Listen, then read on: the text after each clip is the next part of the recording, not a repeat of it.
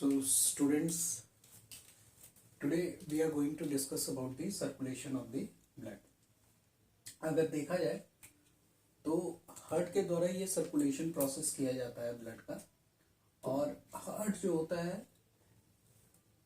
3 processes या 3 तरह के सर्कुलेशंस को करता है। एक हो गया सिस्टमिक सर्कुलेशन, दूसरा हो गया पल्मोनरी सर्कुलेशन एंड थर्ड हो गया कोरोनरी सर्कुलेशन। फिर से देखते हैं, systemic circulation, pulmonary circulation and coronary circulation. यहाँ पे एक चीज, अगर इस वाले पार्ट को आप सडनली देख रहे हैं तो बड़ा कॉम्प्लिकेटेड सा दिख रहा होगा, बट है बहुत ही इजी। कैसे, यहाँ से समझते हैं। ये छोटा एक बहुत सिंपल डायग्राम है। देखिए, ऊपर में मैंने लंग्स लिखा है, बीच में मैंने हार्ट लिखा है और नीचे में मैंने ऑर्गन लिखा है। अगर यहाँ से देखा जाए तो हार्ट से इम्प्योर ब्लड जो है वो लंग्स को जाता है, यानी हार्ट से डीऑक्सीजनेटेड ब्लड लंग्स की तरफ जाता है और लंग्स में उसका प्यूरिफिकेशन होता है और वहां से ऑक्सीजनेटेड ब्लड हार्ट को आता है। जब ये हार्ट को आता है तो हार्ट इसको फिर डिफरेंट ऑर्गन्स को सप्लाई कर देती है और फिर ये ऑर्गन्स ऑक्सीजनेटेड ब्लड को यूज करते हैं और अपने अंदर में जो डीऑक्सीजनेशन यानी कार्बन डाइऑक्साइड होता है वो क्या करते हैं, उस ब्लड में दे देते हैं और फिर वो ही ब्लड बह करके अगेन हार्ट में आ जाता है ताकि वो फर्दर फिर से ऑक्सीजनेशन प्रोसेस के लिए लंग्स में भेजा जाए। यानी ऑर्गन से अगेन डीऑक्सीजनेटेड ब्लड कहाँ पहुंच गया, हार्ट में। तो अगर देखा जाए तो ये पूरा एक सर्कल बन रहा है कि नहीं, एक ऊपर का सर्किट बन रहा है, एक नीचे का सर्किट बन रहा है और ये एक साइकिल टाइप का प्रोसेस है बच्चों। तो यहाँ पे क्या है, सर्कुलेशंस जो है जो भी, यानी सिस्टमिक सर्कुलेशन ले लीजिए, पल्मोनरी सर्कुलेशन ले लीजिए, कोरोनरी सर्कुलेशन, कौन सा सर्कुलेशन कहाँ होता है वो मैं इस पार्ट में डिस्कस करूंगा। तो सिस्टमिक हो, पल्मोनरी हो, कोरोनरी सर्कुलेशन, कोई भी सर्कुलेशन है वो अरेंज्ड इन अ सीरीज, यानी कनेक्टिंग है, वो आपस में एक दूसरे से कनेक्टिंग है। और एक सर्कुलेशन का जो आउटपुट है, यानी एक सर्कुलेशन कंप्लीट होने के बाद जो उसका आउटपुट निकला वो दूसरे सर्कुलेशन का इनपुट का पार्ट बनेगा, दूसरे सर्कुलेशन का इनपुट का पार्ट बनेगा। यानी एक से जो भी चीजें निकली, जो भी सर्कुलेशन में ब्लड निकला वो दूसरे वाले सर्कुलेशन का इनपुट होगा, एक का आउटपुट दूसरे प्रोसेस का, दूसरे सर्कुलेशन का इनपुट होगा। तो यहां पे हम स्टार्ट करते हैं सर्कुलेशन प्रोसेस को। सर्कुलेशन प्रोसेस को बताने के पहले मैं एक छोटा सा आपको रिमाइंडर याद करा दूं कि हमने जो लास्ट वीडियो दिया था, उस लास्ट वीडियो में हमने डिस्कस किया था हार्ट के चैम्बर्स के बारे में और हार्ट के वाल्व के बारे में। तो यहाँ पे जो चैम्बर्स को अगर ध्यान से देखा जाए तो right side of the heart and left side of the heart, यही दो है। Right side of the heart हमेशा जो होता है बच्चों वो इम्प्योर ब्लड को सर्कुलेट करता है और left side of the heart जो है वो प्योर ब्लड को सर्कुलेट करता है। कैसे, देखिए यहाँ पे आपको याद था कि हमने आर्ट्रियम के बारे में बोला था कि ये रिसीविंग चैम्बर्स है, वेंट्रिकल्स के बारे में हमने बोला था कि पंपिंग चैम्बर्स है। थोड़ा सा आप उस वीडियो को रेफर करेंगे तो आपको ये चीज और बढ़िया से समझ में आएगा। यहाँ पे हम लोग देखते हैं right side of the heart is pump for pulmonary circulation, यानी राइट साइड से ब्लड जो रहता है पंप करके चला जाता है कहाँ, पल्मोनरी में यानी लंग्स में। एंड लेफ्ट पार्ट या left side of the heart is pump for systemic circulation, यानी यहां से लेफ्ट साइड से ब्लड जो होता है वो कहाँ चला जाता है, डिफरेंट ऑर्गन्स के पास या डिफरेंट टिश्यूज के पास, इसलिए इसको सिस्टमिक कहते हैं। और यहां से जा रहा है लंग्स को, इसलिए इसको पल्मोनरी सर्कुलेशन कहते हैं। कोरोनरी सर्कुलेशन बाद में बताता हूं। स्टार्ट करते हैं हम लोग अपना कि सबसे पहले हम एक जो पॉइंट हमने बोला कि output of one circulation is equal to input of other circulation. इस पॉइंट को समझने के लिए बच्चों हमें कहीं एक पॉइंट से स्टार्ट करना होगा। तो हम स्टार्ट कर रहे हैं राइट आर्टरियम से। हमें मालूम है कि राइट आर्टरियम जो है वो राइट साइड में है आर्ट्रियम है, यहाँ पे ये क्या करेगा, इम्प्योर ब्लड का कलेक्शन करेगा। ये इम्प्योर ब्लड को कलेक्ट करता है 3 वेन्स के द्वारा। कौन कौन सा है, superior vena cava, inferior vena cava और कोरोनरी साइनस।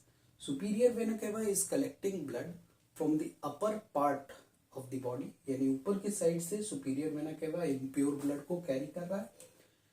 इंफीरियर वेना केवा नीचे की साइड से ब्लड, इम्प्योर ब्लड को कैरी करता है और पहुंचाता है कहाँ, राइट आर्टरियम में।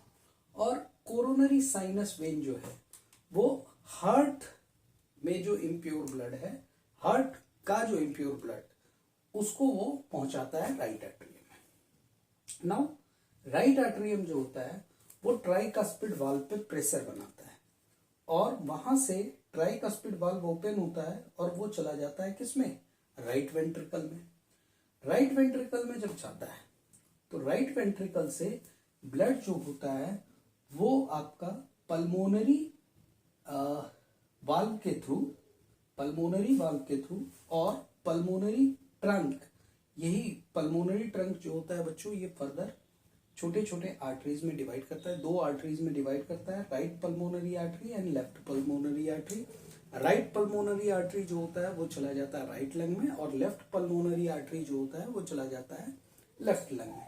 तो यहां से राइट वेंट्रिकल से through pulmonary valve and with the help of pulmonary trunk impure blood जो है वो कहाँ चला जाता है, लंग्स में चला जाता है।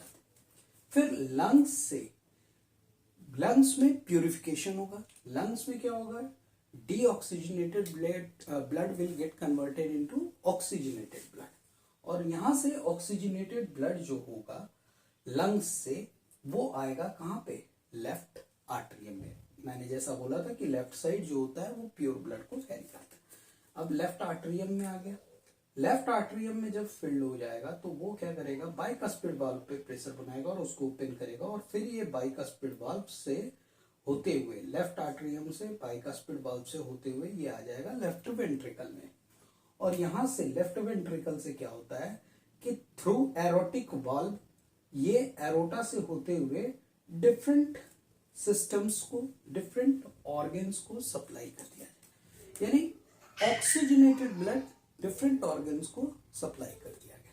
अब वहां पे क्या होगा, ऑक्सीजनेटेड ब्लड को यूज किया जाएगा ऑर्गन्स को सरवाइव करने के लिए, ऑर्गन्स को अपनी नॉर्मल एक्टिविटीज परफॉर्म करने के लिए ऑक्सीजन रिच ब्लड की जरूरत होती है। तो वो क्या करेगा, ऑक्सीजन ले लेगा और अपने अंदर में जब वो वर्क करता है तो उसमें कार्बन डाइऑक्साइड बनता है, तो वहां पे कार्बन डाइऑक्साइड जो बना वो क्या करेगा, उस ब्लड में दे देगा। अगर आप देखेंगे तो लंग्स में जब यहाँ प्यूरिफिकेशन के लिए ब्लड जा रहा है तो उस समय में लंग्स में ऑक्सीजन का कॉन्सेंट्रेशन ज्यादा होता है और ब्लड में कार्बन डाइऑक्साइड का ज्यादा होता है। तो क्या होता है, मूवमेंट होगा हाई कॉन्सेंट्रेशन से लो कॉन्सेंट्रेशन। टिश्यूज में भी वही चीज है कि जब टिश्यूज में जा रहा है तो टिश्यू में कार्बन डाइऑक्साइड ज्यादा है, ऑक्सीजन कम है, तो टिश्यू क्या करेगा, हाई कॉन्सेंट्रेशन से लो कॉन्सेंट्रेशन यानी ब्लड से ऑक्सीजन ले लेगा और ब्लड में फिर कार्बन डाइऑक्साइड दे देगा। तो यानी यहाँ पे एरोटा के बाद क्या होता है कि फिर वापस टिश्यूज में जब एरोटा से प्योर ब्लड दे दिया गया सारे टिश्यूज को, टिश्यूज फिर उनको वापस कर देता है इम्प्योर ब्लड, किसको, हार्ट को, किसके थ्रू, तो भाई कोरोनरी साइनस, यानी जो आपका हार्ट है वो कोरोनरी साइनस से करता है, सुपीरियर वेना केवा यानी ऊपर के पार्ट से और इंफीरियर वेना केवा यानी लोअर पार्ट से कलेक्शन होता है। इसी चीज को यहाँ पे पूरा दर्शाया गया है बच्चों। यही वो पार्ट है जो कि आपको सर्कुलेशन में समझना होता है। मैं फिर से एक बार आपको यहाँ पे बता रहा हूँ कि जब ये एरोटा के पास आया, एरोटा डिफरेंट आर्टरीज में डिवाइड होता है, आपको याद होगा मैंने पढ़ाया भी था। एरोटा जो है असेंडिंग आर्टरीज में होता है, डिसेंडिंग आर्टरीज में होता है, आर्क ऑफ द आर्टरीज में होता है। असेंडिंग आर्टरीज का ही पार्ट है कोरोनरी आर्टरीज, तो यहाँ पे आर्टरीज में चला जा रहा है और आर्टरीज से फिर वो आर्टरियोल में। यहाँ पे सिर्फ चेंजेस क्या है, एरोटा इसका डायमीटर बड़ा होगा, आर्टरीज थोड़ा सा पतला डायमीटर, आर्टरियोल्स उससे पतला डायमीटर और कैपिलरीज सबसे फाइन होगी। यानी अगर डायग्राम्स के हिसाब से आप देखना चाहें तो कैसा होगा वो मैं बता रहा हूँ यहाँ पे। सपोज करो दिस इज योर एरोटा, तो इसकी डायमीटर क्या होगी, थोड़ी ज्यादा होगी। नेक्स्ट पार्ट में आ जाओ, सपोज करो दिस इज योर आर्टरियोल्स, तो इसकी डायमीटर क्या हुई, थोड़ी कम गई।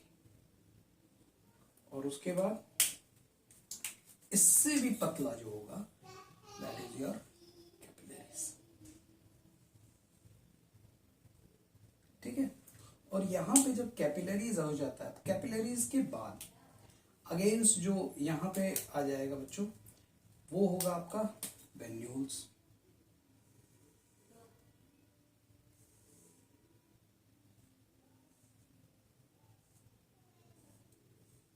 और ये वेन्यूल्स फर्दर आगे जाकर के अगर देखेंगे तो बड़े वेन्स में कन्वर्ट हो जाता है।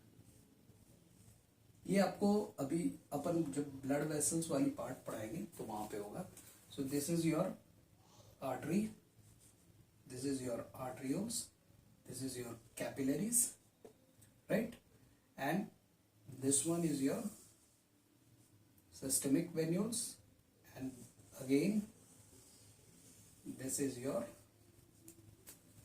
Systemic veins.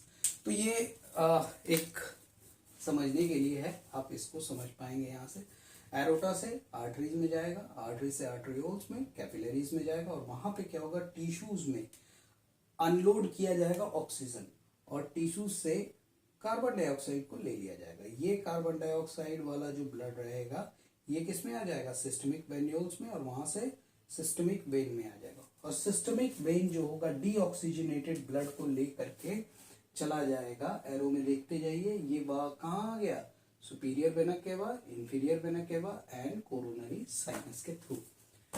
तो इस तरह से सर्कुलेशन कंप्लीट होता है। नाउ थर्ड वाला जो था कोरोनरी सर्कुलेशन, बच्चों होता क्या है कि जब ब्लड, कहिएगा कि सर हार्ट में ही ब्लड है, प्योर ब्लड भी है और इम्प्योर ब्लड भी है, तो भाई हार्ट में अगर प्योर ब्लड अवेलेबल है तो वो डायरेक्टली सप्लाई कर सकता है मायोकार्डियम को, कर सकता है, लेकिन वो हो नहीं पाता है उतना ज्यादा, क्योंकि मायोकार्डियम जो है या हार्ट जो है वो हमेशा कंटिन्यूअसली वर्क करता है, तो उसे ज्यादा न्यूट्रिएंट, ज्यादा ऑक्सीजनेटेड ब्लड की जरूरत होती है। और जो ये प्रोसेस होता है ये बहुत फास्ट रनिंग प्रोसेस होता है। अगर आप देखेंगे तो एक बीट में आर्टरियम एंड वेंट्रिकल्स कॉन्ट्रैक्ट और रिलैक्स हो जाता है। इतने देर में ब्लड आया, ब्लड सर्कुलेट करके चला भी जाता है, तो उतना ज्यादा सप्लाई नहीं हो पाता है। तो यहाँ पे मैंने वही चीज लिखा है कि कोरोनरी सर्कुलेशन में क्या होता है, एक्चुअली ब्लड जो रहता है वो हार्ट में रहता है, लेकिन वहां क्या होता है कि न्यूट्रिएंट्स वगैरह जो होते हैं वो मूव नहीं कर पाते हैं, डिफ्यूज नहीं कर पाते हैं हार्ट के वॉल में। तो वहां पे हार्ट चैम्बर को ब्लड सप्लाई चाहिए होता है, उनके डिफरेंट लेयर्स को ब्लड सप्लाई चाहिए होता है। तो वहां पे क्या करता है, हार्ट अपना ओन सर्कुलेशन प्रोसेस डेवलप करता है। किसके लिए, मायोकार्डियम के लिए, क्योंकि मायोकार्डियम कंटिन्यूअसली वर्क कर रहा है, वहां कर तो रहा है पूरा हार्ट। मायोकार्डियम सबसे ज्यादा है, 90%, आपको याद होगा, मैंने वीडियो में बताया भी अपने। तो मायोकार्डियम जब कंटिन्यूअसली वर्क कर रहा है तो उससे हार्ट वहां पे अपने आप को सप्लाई करने के लिए ऑक्सीजन अपना एक सर्कुलेशन प्रोसेस डेवलप करता है, and that circulation process is nothing but your cardiac circulation, जिसको कि कोरोनरी सर्कुलेशन भी कहते हैं। यहां पे जब हमने बात की कि असेंडिंग आर्टरीज होता है, असेंडिंग आर्टरी का ही पार्ट होता है कोरोनरी आर्टरी, और कोरोनरी आर्टरी जो होता है वो बच्चों left coronary artery and right coronary artery में डिवाइड कर जाता है। किस किस पार्ट में, left coronary artery and right coronary arteries में। आइए यहां पे देखते हैं, लेफ्ट कोरोनरी आर्टरीज जो होता है ये pass inferior to the left auricles. आपको याद होगा मैंने बताया था आर्ट्रियम में छोटे छोटे थैले लाइक स्ट्रक्चर होते हैं।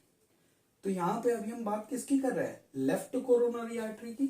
तो लेफ्ट कोरोनरी आर्टरी क्या कर रहा है, इधर की साइड में समझिएगा कि लेफ्ट कोरोनरी आर्टरी जो यहाँ पे आर्ट्रियम थैला जो लटका हुआ उसमें इंफीरियर, सुपीरियर, इंफीरियर, नीचे के पोजीशन, यानी ऊपर से वो नीचे की तरफ आता है, इंफीरियरली पास कर रहा है किसके, और ये ऑरिकल्स के, यानी ये सपोज कीजिए थैला है तो वो थैले के नीचे से आएगा, ठीक है, थैले के नीचे से आएगा, इसीलिए मैंने लिखा है पास इंफीरियर टू दी ऑरिकल्स, नीचे की तरफ से आएगा और वहां पे आकर के ये दो ब्रांच में डिवाइड कर जाता है। कितने ब्रांच में, यानी left coronary artery is dividing into two branch, one is your anterior interventricular branch और दूसरा है सर्कमफ्लेक्स ब्रांच। कौन कौन सा है, anterior interventricular branch and circumflex branch, दो ब्रांच में हुआ। तो अब यहां पे क्या होगा कि जो एंटीरियर इंटरवेंट्रिकुलर ब्रांच है ये सप्लाई करेगा किसको, बोथ दी वेंट्रिकल्स को, किसको सप्लाई करेगा, बोथ दी वेंट्रिकल्स को, यानी नीचे में right ventricle and left ventricle को। दूसरा जो सर्कमफ्लेक्स ब्रांच ये सप्लाई करेगा लेफ्ट वाले पार्ट को, लेफ्ट वाले पार्ट को सर्कमफ्लेक्स ब्रांच जो होगा वो सप्लाई करेगा, यानी लेफ्ट आर्टरियम को और लेफ्ट वेंट्रिकल को। और जो आपका एंटीरियर इंटरवेंट्रिकुलर, दो वर्ड को समझिएगा, एंटीरियर यानी आगे की तरफ, इंटरवेंट्रिकुलर ब्रांच, आपको याद होगा मैंने आपको बताया भी था, सरफेस जब बाहर की तरफ से आप हार्ट को देखते हैं, मेरे पुराने वीडियो को आप रेफर करेंगे तो वहां पे आपको मिल जाएगा, सरफेस की तरफ सामने की तरफ आपको सल्कस पढ़ाया था मैंने, एंटीरियर इंटरवेंट्रिकुलर सर्कस, देखिए यहाँ मैंने लिखा भी है कि ये लोकेटेड होता है एंटीरियर इंटरवेंट्रिकुलर सल्कस में, ठीक है। तो वहां पे मैंने उस वीडियो को आप रेफर कीजिए तो आपको समझ में आएगा। ठीक उसी तरह से राइट कोरोनरी आर्टरीज जो होता है ये भी यहाँ पे जो आर्ट्रियम के ऊपर में ऑरिकल्स प्रेजेंट है उसमें उसके नीचे की तरफ से आ रहा है इंफीरियर साइड से, और वहां आकर के again it is divided into two part, posterior interventricular branch and marginal branch, posterior interventricular branch and marginal branch। posterior बोलने का मतलब क्या है, पीछे की तरफ, यानी ये आर्टरियम और वेंट्रिकल जो आप दिख रहा है ये तो आगे की साइड का है, तो वो क्या कर रहा है पीछे की साइड से, यानी राइट आर्टरियम पीछे की साइड से, पोस्टीरियर जो इंटरवेंट्रिकुलर ब्रांच है वो पीछे की साइड से क्या करेगा, सप्लाई कर देगा ब्लड को, किसको, बोथ द वेंट्रिकल्स को, दोनों वेंट्रिकल्स को करेगा। और जो आपका मार्जिनल ब्रांच है वो किसको सप्लाई करेगा, right atrium and right ventricle वाले पार्ट को। इस तरह से सभी पार्ट को ऑक्सीजनेटेड ब्लड सप्लाई कर दिया जा रहा है, किसके द्वारा, कोरोनरी आर्टरीज। और ये कोरोनरी आर्टरीज के जो चार ब्रांचेस जो बने वो ब्रांचेस उन्होंने किस किस एरिया को किया वो भी मैंने यहाँ पे बता दिया। और अल्टीमेटली जब ब्लड की सप्लाई हो गई तो यानी ये आर्टरीज जो होते हैं वो फाइन कैपिलरीज में डिवाइड हो जाते हैं। कैपिलरीज के थ्रू हार्ट के डिफरेंट एरिया में क्या होता है, ऑक्सीजन को यूज किया जाता है, यानी जो टिश्यूज हैं वो ऑक्सीजन को ले लेगी और उसमें क्या करेगी, कार्बन डाइऑक्साइड को दे देगी। अगेन ये कैपिलरीज जो हैं वो मर्ज कर जाएंगे किसमें, लार्ज वेन में, और ये लार्ज वेन में जो रहेगा वो मर्ज कर जाएगा कोरोनरी साइनस में। कोरोनरी साइनस ही याद कीजिए यहाँ पे ब्लड, इम्प्योर ब्लड को कैरी कर रहा है, ठीक है। और ये कोरोनरी साइनस आपको याद होगा मेरी लास्ट वीडियो, लास्ट नहीं, जब हम लोग फर्स्ट वीडियो बनाए थे कार्डियोवास्कुलर सिस्टम का तो उसमें मैंने बताया भी है, सरफेस में यहाँ पे मैंने बताया था आपको कि कोरोनरी सल्कस होता है, तो ये कोरोनरी साइनस कहाँ प्रेजेंट है, कोरोनरी सल्कस में। तो इस तरह से मैंने आपको पूरा सर्कुलेशन पार्ट बताया। So thanks and this is all from my side for today, thank you.